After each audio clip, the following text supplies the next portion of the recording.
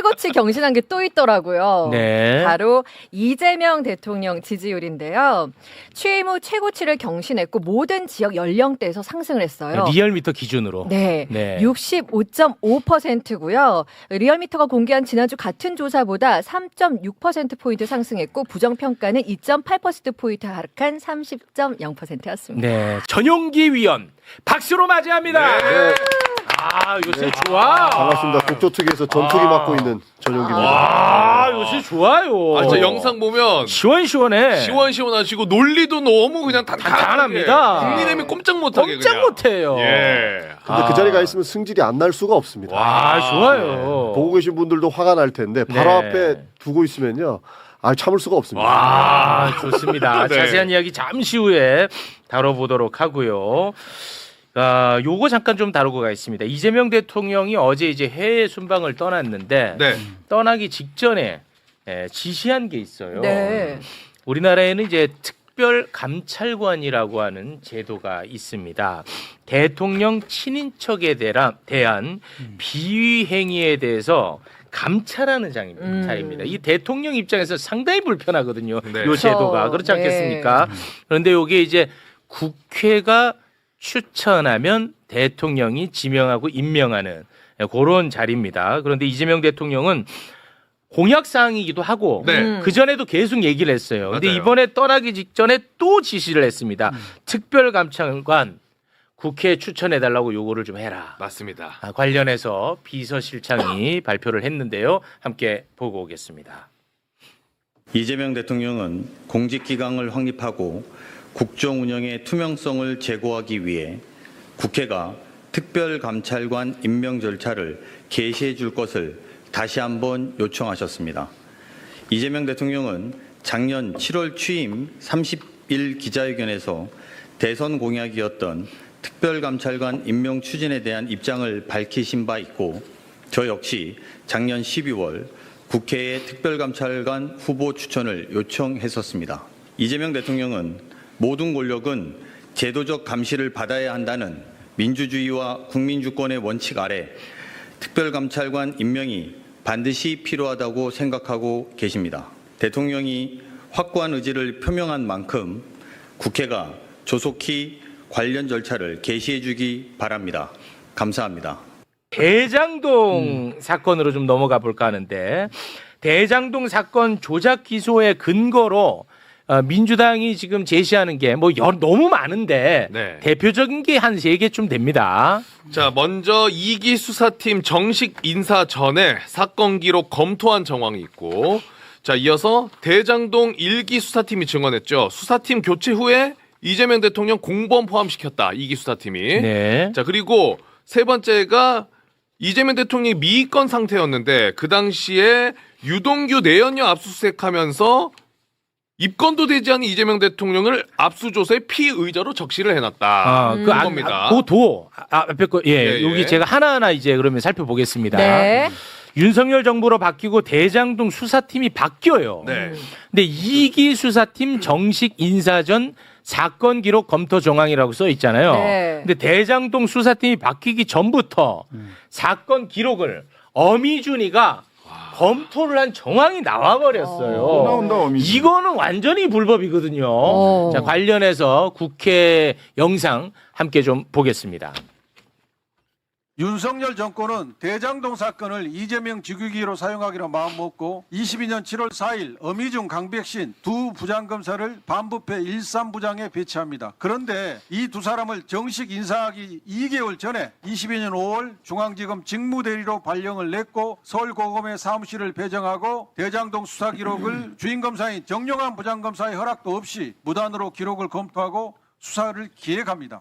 이 당시 서울고검장 중앙검사장은 법무부 장관이 7월 4일 정식 인사 때 어미중 강백신을 반부패 13부장에 배치할 거란 사실을 미리 알고 있었던 겁니다. 그러니까 검사 인사는 반드시 대통령실과 협의 및 사전 승인을 받아야 되는데 2개월 전에 미리 배치하여 대장동 수사를 기획하게 한 것은 윤석열 대통령, 한동훈 법무부 장관, 이원성 총장 직무대행, 서울고검장, 송경호 중앙검사장 등이 모두 합의하에 이 수사를 기획했다는 것입니다. 그러니까 일기 수사팀에서 이재명 관련한 내용이 하나도 나오질 않았어요. 윤석열 정부로 정권이 바뀝니다. 네. 그러니까 이재명을 이제 잡기 위해서 5월부터 얘네들은 이거를 들여다보기 시작한 거라는 거죠. 네. 하자 그러니까 와.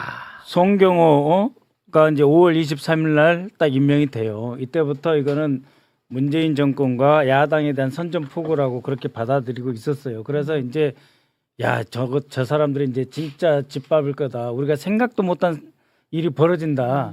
대선 때 검찰공화국이 된다는 게 바로 신호탄이 송경호다. 이렇게 생각을 했는데 네. 바로 그 이틀 뒤에 와. 이 강백신하고 이 어미준이. 이 사람들이 직무 대리로 와서 앉아 있는 거예요. 와, 무섭다. 그래서 이미 이원석, 한동훈, 송경호, 윤석열 이들은 벌써 이재명 대통령, 이재명 지사, 이재명 후보 잡기에 처음부터 팀을 투입이 된 짜고 거지. 밀고 들어온 거고. 무서워. 네. 그 중에 바로 첫 시작이 이제 대장동 사건이고. 네. 대장동 사건에서 전 일기 팀에서 혐의를 발견하지 못했다. 네. 이렇게 하니까 어떻게 지어짜자면 아무거나 다른 것도 혐의 있을 수도 있으니까 계속 수사해야 된다는 보고서 하나를 남기게 만들어서 끌고 가요 사건을. 네. 예, 그렇게 끌고 가가지고 이재명 잡기에 올인을 하는 거죠. 네. 근데 증거가 아직도 안 나오고 있어요. 증거가. 그렇습니다. 그러니까 자기네들도 잘못한 건 아는 거예요. 네. 예를 들어서 파일은 봤다. 이제 그것까지는 부인하지 않습니다. 그 미리 검토한 건 맞는데 그게 USB로 본 건지 아니면 수첩으로 이렇게 정확하게 내어놓은 건지 그것도 모르고 본인들은 그냥 파일만 검토했습니다라고 빠져나가고 있어요. 그러니까 이렇게 지금 봐봐. 이재명 대통령과 관련된 내용이 지금 하나도 없잖아. 네. 근데 이재명을 잡기 위해서 지금 팀을 구성했잖아. 그러다 보니까 여기서 실수가 발생을 해요. 네. 자, 조작 기소의 근거 다시 한번 좀 띄워주시겠습니까? 세 그게 가지. 이제 두 번째인데. 네. 여기 세 번째인데요. 미입건 상태인 이재명 대통령을 피의자로 적시한 압수조서가 튀어나오게 됩니다. 이거 완벽한 실수거든. 입건도 안 돼 있는데. 입건도 안 돼 있는데 피의자 이재명으로 되어 있는 거예요. 요 관련해서도 국회에서 아주 날카롭게 지적이 들어가는데요. 영상 함께 보겠습니다. 강백신 증인은 이재명 시장 입건도 되기 전에 압수조서 목록에 피의자 이재명이라고 쓴 거 검사가 김영석이에요. 입건도 되지 않은 이재명을 엮으려고 온갖 것 짜놓고 목표는 단 하나. 그리고 이 압수조서 목록에 피의자 이재명, 박태선 압수조서 목록에 왜 그게 들어가요? 그 김영석은 오늘 불출석 사유서도 내지 않고 오지 않았어요. 야, 이런 실수가 발생한 거야.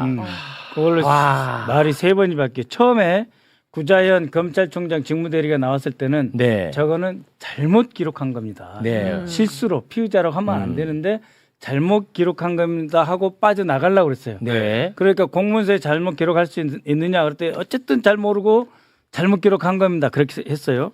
그다음에 송경호 전 중앙지검장이 증인으로 나와서는 아무나 넣어도 돼요 거기. 네. 그렇게 얘기하더라고. 힘으로 밀어붙이더라고. 아니 이재명이도 뭐든 아무나 넣어도 돼요. 상관없다 막. 그게 이제 말이 안 되잖아요. 안 되죠. 안 되니까 그다음에 강백신이 또 나타나서 뭐라 그러냐면은 이미 15건이나 이재명 전 대통령 후보가 입건이 돼가지고 그때 이미 너무 충분해서 이재명을 아무데나 넣어도 된다 이렇게 부연 설명한 거예요.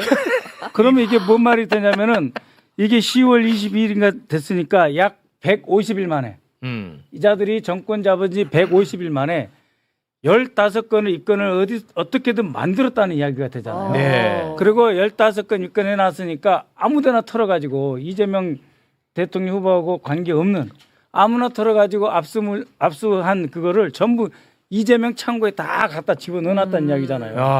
15건을. 그러니까 이게 뭐냐면은 아무나 이름 넣어도 되고 15건 이미 다 입건해놨다라고 하는 말 속에는 뭐냐면은 우리가 제대로 죽이려고 네. 딱 긁어 모아가지고 쥐가 어떻게 하냐 강백신이 여기저기 흩어져 있으면 예? 15건으로 딱 특정을 하더라고. 그러면 한 곳에 자신들 쪽을 다 모아가지고 와. 제대로 죽이려고 했다. 체계적이고 종합적이고 조직적으로 와. 끈질기겠다는 걸 자백하는 거예요. 이게 정말 이런 것들이 지금 만천하에 드러나고 있는데도 지금 저자는 저렇게 말을 한다는 게 국민을 너무 우습게 하는 것 아니, 같아요. 그래서 구조적으로 지금 7개 사건 하고 있잖아요. 네. 7개 사건뿐만 아니라 윤석열 중앙지검장, 윤석열 검찰총장, 윤석열 대통령 시기에 저렇게 조작 기소하거나 한동훈이 전부 다 거기서 핵심 역할을 했어요. 윤석열 네. 바로 밑에서 법무부 장관 하면서 인사까지 다 했던 거 아닙니까?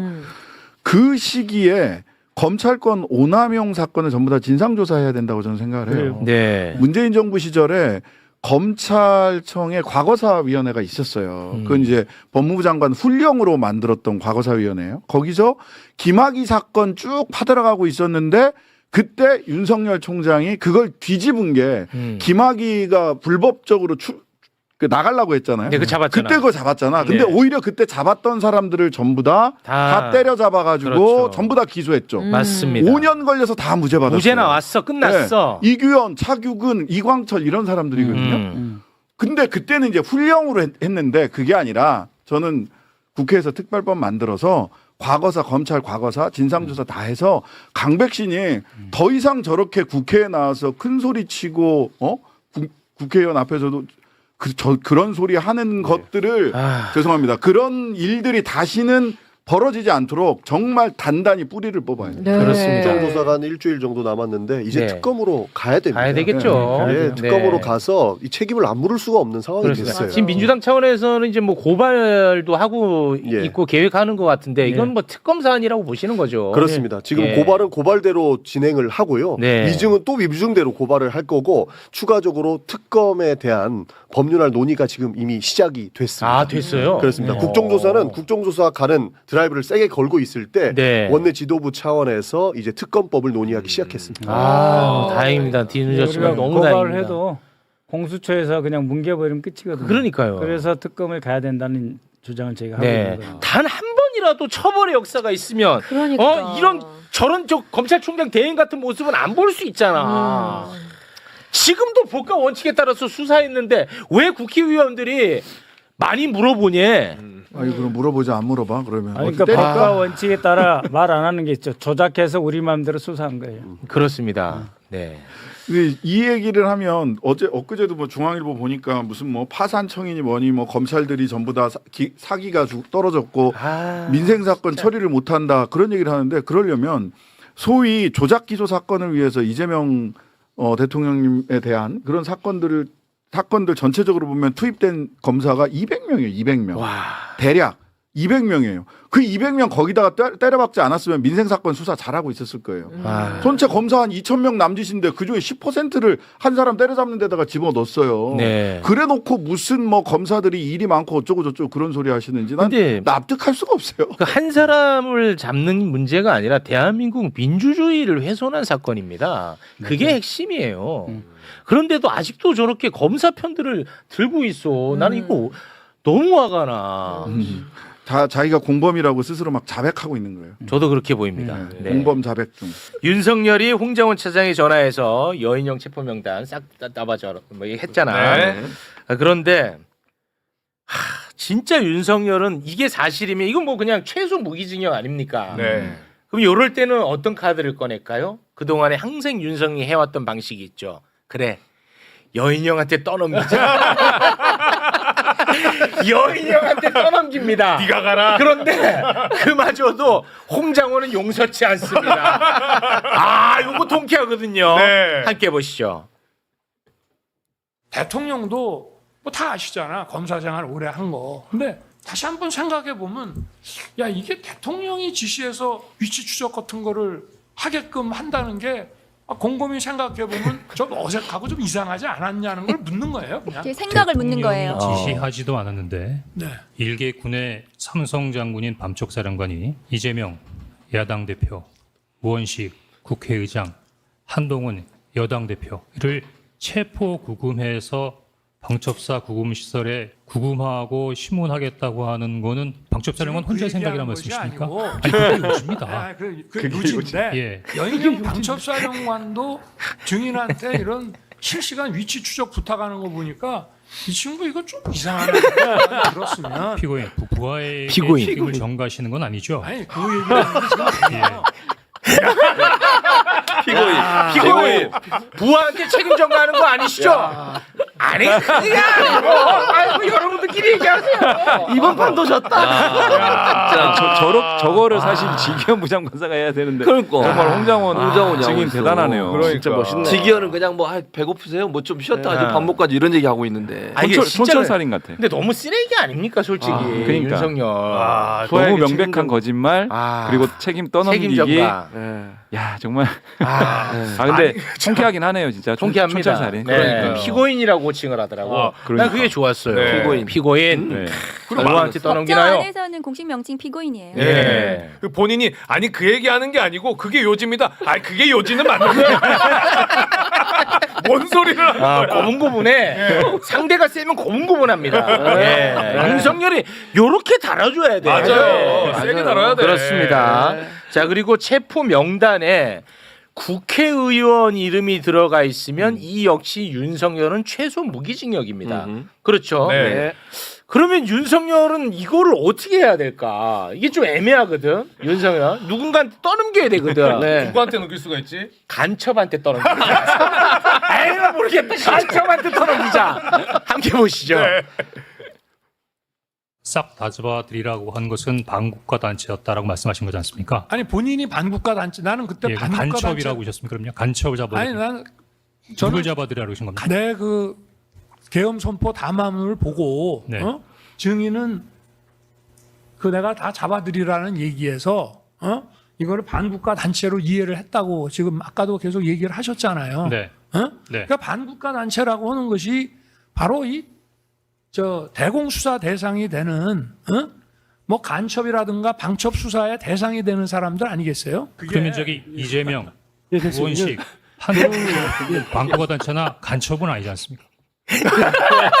윤석열 맞지? 야, 씨, 안 도와주냐? 야, 씨, 보고만 있냐? 야, 보고만. 근데 이거 되게 중요한 장면인 게 싹 다 잡아들여는 했다는 거야. 야, 이건 인정했네. 중요합니다. 예. 지금 저 모양새가요. 와. 지금 그 반대 신문을 하는 피고인하고 증인하고 이제 위치가 역전된 것 같아. 홍장원 증인이 피고인 상대로 신문하는 그렇습니다. 계속 물어보면서. 그래서 지기현이 뭐 적어줬어? 아니 이건 저쪽 변호사들이 세게 할까봐 내가 그렇게 얘기했는데 완전 역전됐어. 아니 근데 저는 걱정되는 거 하나 얘기해도 돼요?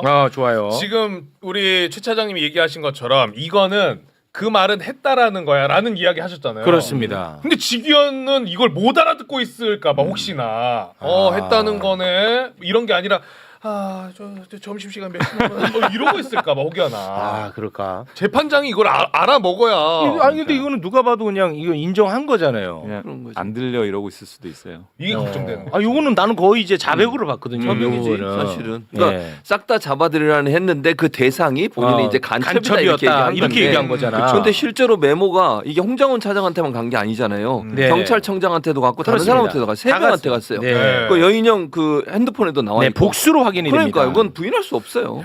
증인신문 내용 바탕으로 특검에서 지금 최욱 앵커께서 말씀하신 그런 내용 짚어가지고 의견서 담을 겁니다. 그리고 피고인이 뭐라고 하건 이 사건은 사실관계 확정이 되는 맞습니다. 사안이어서 네. 그 문제는 없죠. 네. 자 그리고 인성 쓰레기 윤석열 모습 또 한번 잠깐 보겠습니다. 또 있어요? 예. 여기 마지막 장면이에요. 그래요? 예, 윤석열 대 홍장원의 마지막 작품이거든요. 근데 마지막 이제 워낙 당한 게 많잖아 지금. 계속 당했잖아. 그러니까 윤석열이 네. 회심의 카드 딱 꺼냅니다. 근데 그 카드가 진짜 졸렬해. 너가 지금 이렇게 폭로하는 거 내가 너 잘라서 그런 거지? 너 안 잘렸으면 이러지 않았을 거잖아. 나한테 섭섭해서 이러는 거야? 마지막 카드로 딱 꺼냅니다. 함께 보시죠. 어쨌든 6일부터 이제 뭐 국회 가서 또 민주당 의원들하고도 만나고 뭐 휴대폰도 찍게도 하고 뭐 이렇게 한단 말이야. 근데 증인이 만약에 해임되지 않고 1차장 자리에 그대로 있었다면 그래도 이렇게 했을 거로 생각이 됩니까? 그 12월 6일 날 정보위원장부터 전화가 왔는데 그럼 정보위원장한테 거짓말하거나 숨겨야 됐다라는 말씀이십니까? 뭐 답변 안 하셔도 좋습니다. 네. 근데 만약에 12월 5일 오후에 해임 통보를 안 받았다면 그 국정원 저 비화폰도 막 이렇게 오픈시키고 막 이렇게 했을 것 같습니까? 의미는? 방금 대답 안 해도 된다고 하셨는데 그냥 대답 안 하고 가는 게 나을 것 같은데 제가 드리시고 싶은 말이 있긴 합니다. 예. 이상입니다.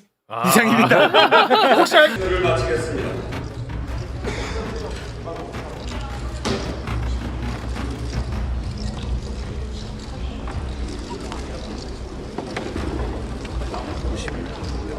결과를 말씀드리겠습니다. 재석 190인 중 찬성 191으로서 비상계엄 해제 요구 결의안은 가결되었음을 선포합니다.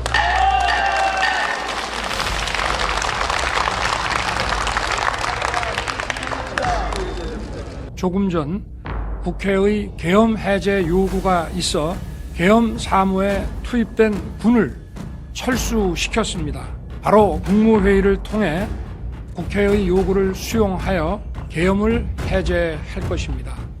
총 195매로서 투표하신 의원 수가 의결 정족수인 제적의원 3분의 2에 미치지 못했습니다. 따라서 이 안건에 대한 투표는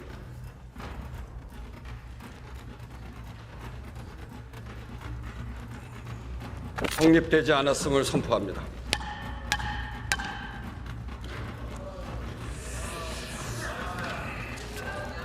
대통령 윤석열 탄핵소추안에 대한 투표가 성립되지 않았습니다. 전 국민이 오늘 국회의 결정을 지켜보고 있습니다. 세계 각국이 주시하고 있습니다.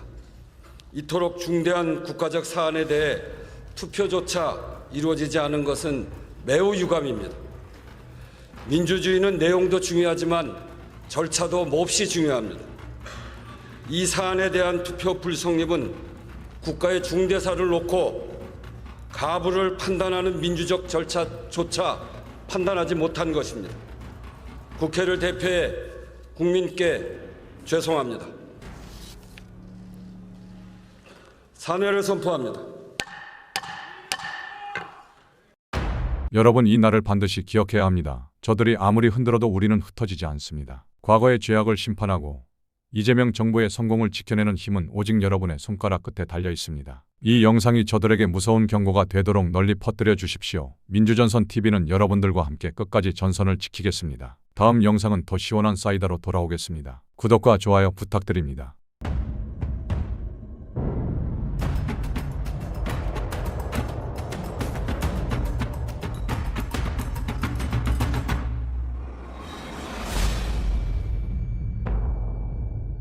대통령 윤석열 탄핵소추안은 총 투표수 300표 중 가 204표, 부 85표, 기권 3표, 무효 8표로서 가결되었음을 선포합니다.